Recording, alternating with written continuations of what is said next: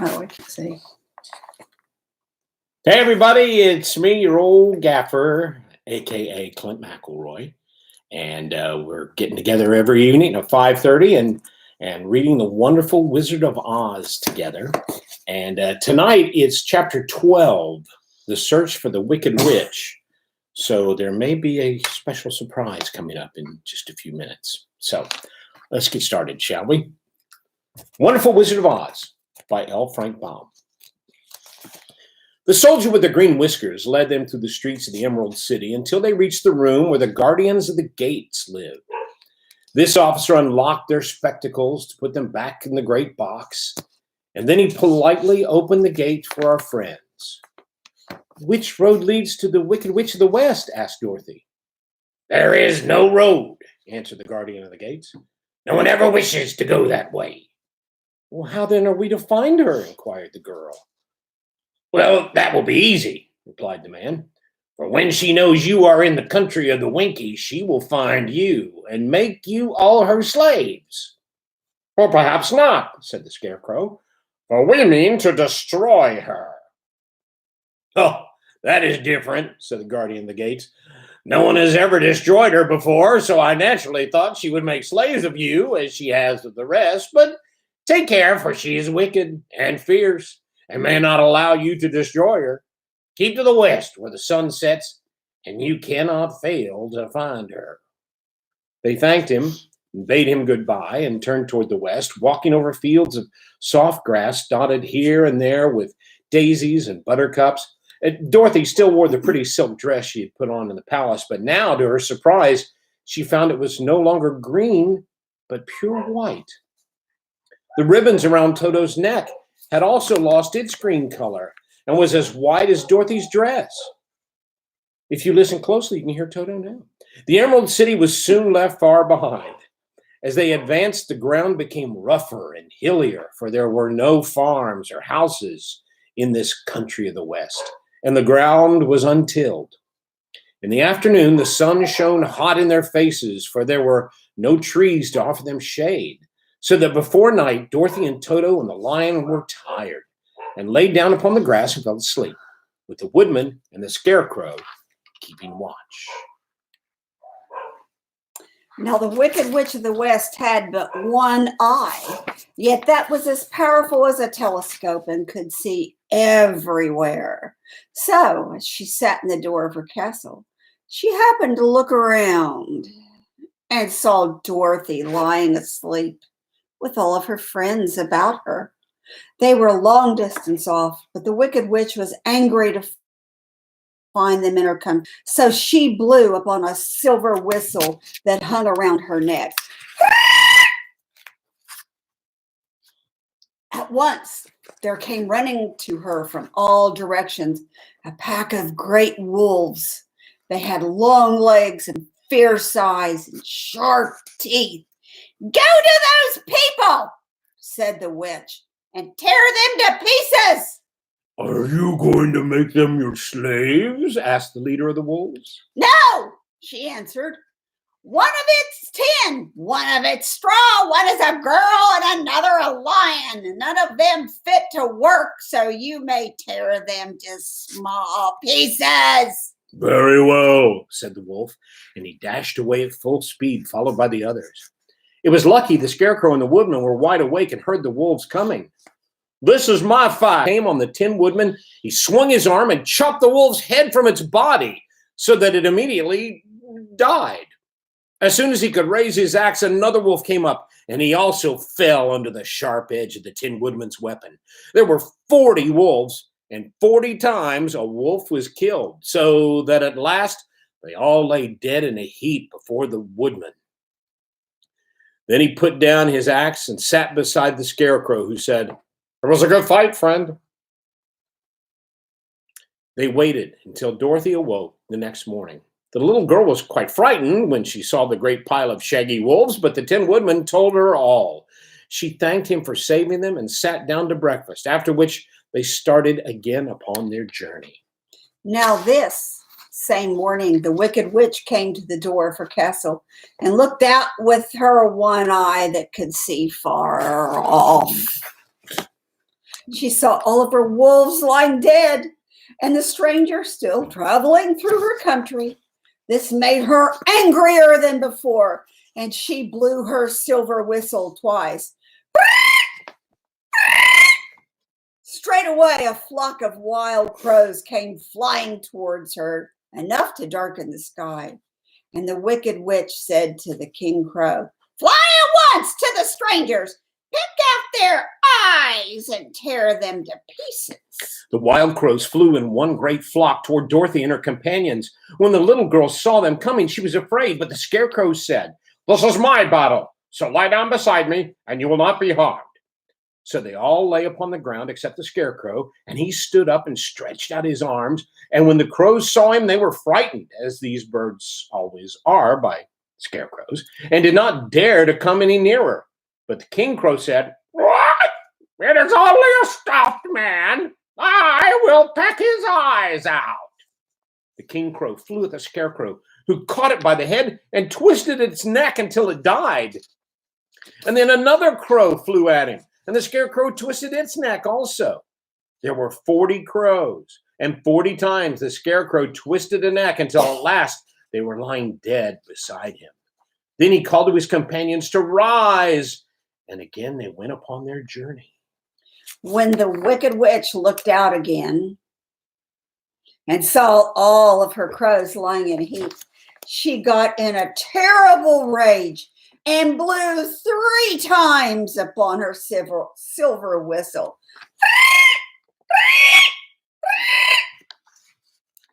Go to the 4th. There was heard a great buzzing in an air, and a swarm of black bees came flying toward her. "Go to the strangers and sting them to death," commanded the witch. And the bees turned and flew rapidly until they saw where Dorothy and her friends were walking. But the woodman had seen them coming, and the scarecrow had decided what to do. "Take out my straw and scatter it over the little girl and the dog and the lion," he said to the woodman, "and the bees cannot sting them." This the woodman did. And as Dorothy lay close beside the lion and held Toto in his arms, the straw covered them entirely. The bees came and found no one but the woodman to sting. So they flew at him and broke off all their stings against the tin without hurting the woodman at all. And as bees cannot live when their stings are broken, that was the end of the black bees. And they lay scattered thick about the woodman like little heaps of fine coal. Then Dorothy and the lion got up, and the girl helped the Tin Woodman put the straw back into the scarecrow again until he was as good as ever. So they started upon their journey once more. The wicked witch was so angry when she saw her black bees in little heaps like fine coal that she stomped her foot, tore her hair, and gnashed her teeth. I'm not gnashing. Oh, Nash, come No. on. And then she called a dozen of her slaves, who were the Winkies, and gave them sharp spears, telling them to go to the strangers and destroy them. The Winkies were not a brave people, but they had to do as they were told. So they marched away until they came to Dorothy. And then the lion gave a great roar, roar, and sprang towards them. And the poor Winkies were so frightened they had to run back as fast as they could. When they returned to the castle, the wicked witch beat them with a strap and sent them back to their work, after which she sat down to think of what she could do next. She did not understand how all of her plans to destroy these strangers had failed, but she was a powerful witch as well as a wicked one, and she soon made up her mind how to act. There was in her cupboard a golden cap with a circle of diamonds and rubies running around it. This golden cap had a charm. Whoever owned it could call 3 times upon the winged monkeys, who would obey any order they were given. But no person could command these strange creatures more than 3 times. Twice already the wicked witch had used the charm of the cap. Once was when she had made the Winkies her slaves and set herself to rule their country. The winged monkeys had helped her do this. The second time was when she had fought against the great Oz himself and driven him out of the land of the West. The winged monkeys had also helped her in doing this. Only once more could she use the golden cap, for which reason she did not like to do until all of her powers were exhausted. But now her fierce wolves, her wild crows, her stinging bees were gone. Her slaves had been scared away by the cowardly lion. She saw there was only one way to destroy Dorothy and her friends. So the Wicked Witch took the golden cap from her cupboard and placed it on her head, and then she stood upon her left foot and said slowly, "Eep-pee, peep-pee, cat-kee." Then she stood upon her right foot and said, "Hello, hello, hello." After this, she stood upon both feet and cried in a loud voice, "Zizzy, zoo, zizzy, zap." Now the charm began to work. The sky was darkened and a low rumbling was heard in the air. There was a rush of many wings and a great chattering and laughing.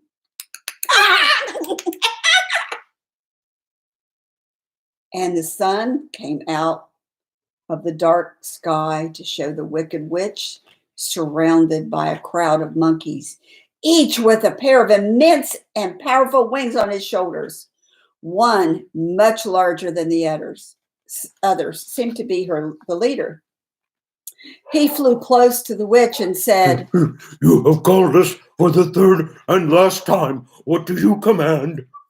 "Go to the strangers who are within my land and destroy all of them except the lion," said the Wicked Witch. "Bring that beast to me, for I have a mind to harness him like a horse, make him work." "Your commands shall be obeyed," said the leader. Then with a great deal of chattering and noise, the winged monkeys flew away to the place where Dorothy and her friends were walking. Now, some of the monkeys seized the Tin Woodman and carried him through the air, and they were over a country thickly covered with sharp rocks. Here they dropped the poor woodman, who fell a great distance to the rocks, where he lay so battered and dented he could neither move nor groan. Mean flying monkeys. Others of the monkeys caught the scarecrow and with their long fingers pulled all the straw out of his clothes and head. They made his hat and boots and clothes into a small bundle and threw it into the top branches of a tall tree. Mean. The remaining monkeys threw pieces of stout rope around the lion and wound many coils around his body and head and legs until he was unable to bite or scratch or struggle in any way. Oh. Then they lifted him up and flew away with him to the witch's castle, where he was placed in a small yard with a high iron fence around it so that he could not escape. But Dorothy, they did not harm at all. She stood with Toto in her arms, watching the sad fate of her comrades and thinking that it would be her next. The leader of the winged monkeys flew up to her, his long, hairy arms stretched out and his ugly face grinning terribly. But he saw the mark of the good witch's kiss upon her forehead and stopped short, motioning the others not to touch her. "We dare not harm this little girl," he said to them, "for she is protected by the power of good, and that is greater than the power of evil. All we can do is carry her to the castle of the Wicked Witch and leave her there." So carefully and gently they lifted Dorothy in their arms and carried her swiftly through the air until they came to the castle, where they sat her down on the front doorstep. Then the leader said to the witch, We have obeyed you as far as we were able. The Tin Woodman and the Scarecrow are destroyed. The lion is tied up in your yard. The little girl we dare not harm, nor the dog she carries in her arms.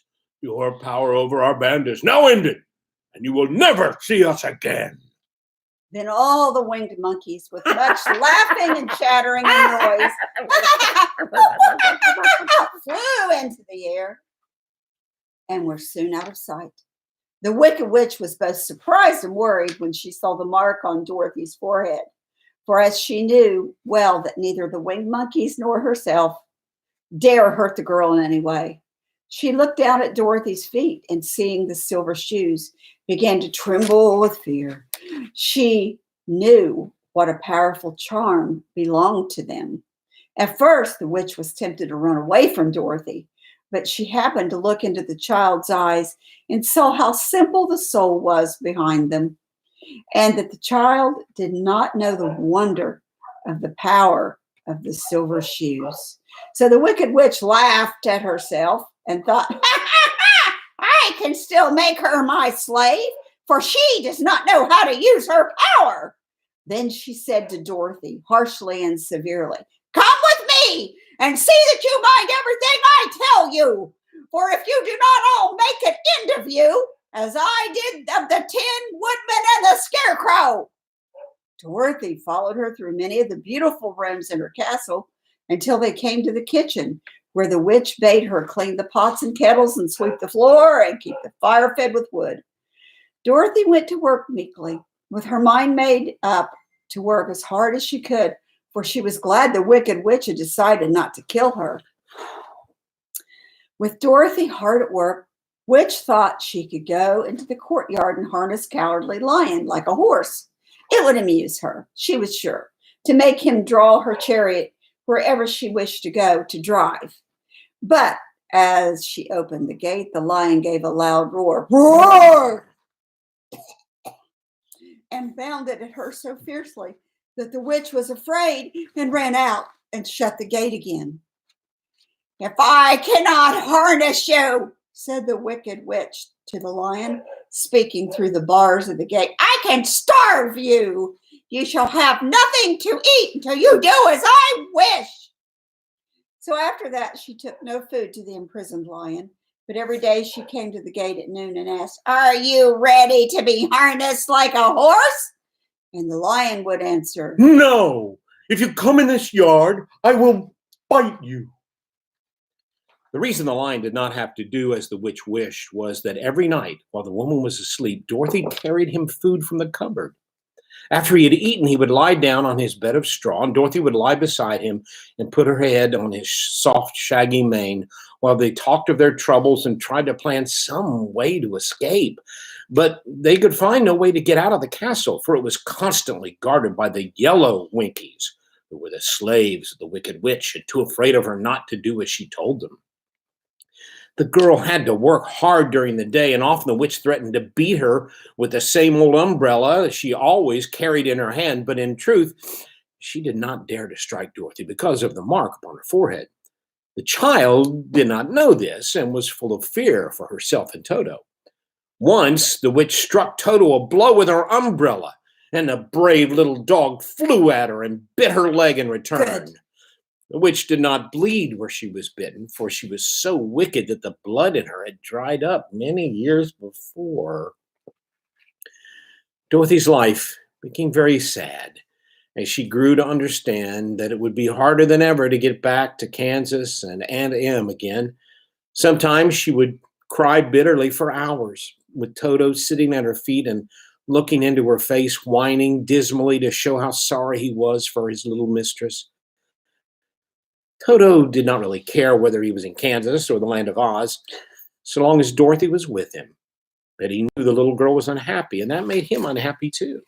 Now the wicked witch had a great longing to have her own silver shoes, which the girl always wore.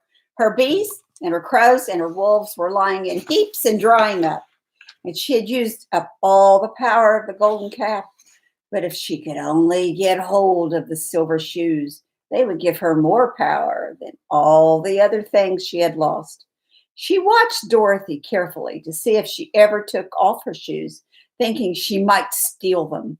But the child was so proud of her pretty shoes that she never took them off except at night and when she took her bath. The witch was much too afraid of the dark to dare go in Dorothy's room at night to take the shoes, and in her dread of water was greater than her fear of the dark. So she never came near her when Dorothy was bathing. Instead, the old witch never touched water, nor ever let water touch her. She was a dirty, stinky witch. Important plot point, too. Yes.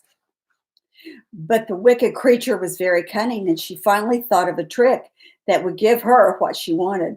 She placed a bar of iron in the middle of the kitchen floor, and then, by her magic arts, made the iron invisible to the human eyes. So that when Dorothy walked across the floor, she stumbled over the bar, not being able to see it, and she fell at full length. She was not much hurt, but her fall let one of her silver shoes come off. And before she could reach it, the witch snatched it away and put it on her own success of her trick. For as long as she had one of the shoes, she owned half the power of their charm, and Dorothy could not use it against her, even if she knew how to do so. The little girl, seeing she had lost one of her pretty shoes, grew angry and said to the witch, "Give me back my shoe." "I will not," retorted the witch, "for it is now my shoe, not yours." "You are a wicked creature," cried Dorothy. "You have no right to take my shoe from me." "I shall keep it just the same," said the witch, laughing at her. "And someday I'll get the other one from you, too." This made Dorothy so angry she picked up the bucket of water that stood near and dashed it all over the witch, wetting her from head to toe. Instantly, the wicked woman gave a loud cry of fear. And then, as Dorothy looked at her in wonder, the witch began to shrink and fall away. "See what you've done?" she screamed. "In a minute I shall melt away." "I'm very sorry indeed," said Dorothy, who was truly frightened to see the witch actually melting away like brown sugar before her very eyes. "Didn't you know water would be the end of me?" asked the witch in a wailing, despairing voice. "Well, of course not," answered Dorothy. "How should I?" "Well, in a few minutes I shall be all melted, and you will have the castle to yourself. I have been wicked in my day, but I never thought a little girl like you would ever be able to melt me and end my wicked deeds. Look out! Here I go." With these words, the witch fell down in a brown, melted, shapeless mass and began to spread over the clean boards of the kitchen floor.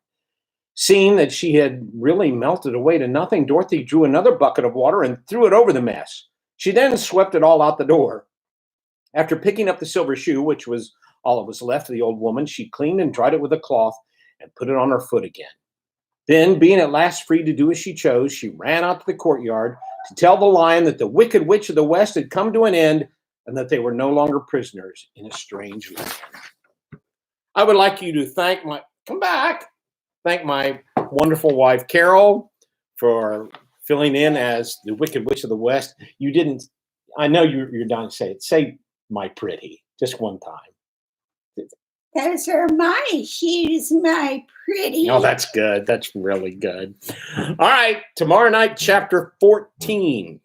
And the witch in the movie was Cora, the coffee lady, the Maxwell House The coffee Maxwell House lady. Mar- Ask people who Margaret that is. Hamilton. See? Loved her. You're getting a little trivia with this, too.